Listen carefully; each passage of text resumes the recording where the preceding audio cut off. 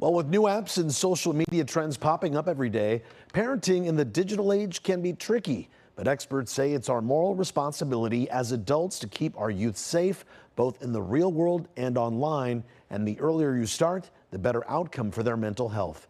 KCAL's Rena Nakano shows us how.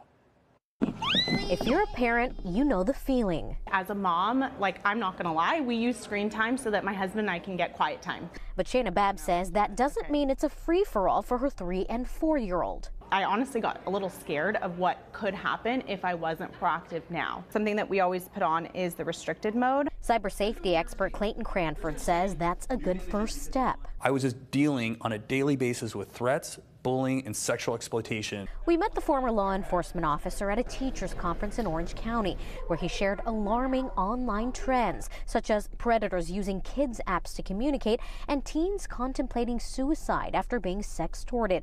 Educators say they've seen it all. We can't be looking into a student's phone, but then really working collaboratively with our parents.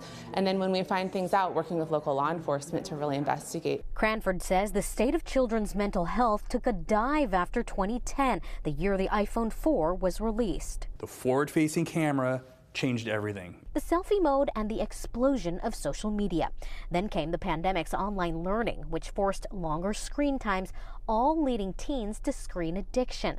But Cranford says this negative trend is reversible. Introducing this technology later is going to make a huge impact. He suggests waiting until high school to give children smartphones and allowing social media after 16.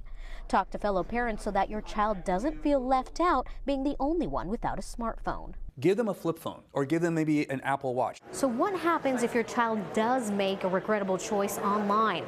Cranford says to always have an open line of communication. If you come to me, I promise that I'm not going to berate you, I'm not going to yell at you, I'm going to be calm and listen, and I'm going to help you. The National Center for Missing and Exploited Children offers a free service to take down unwanted images on social media.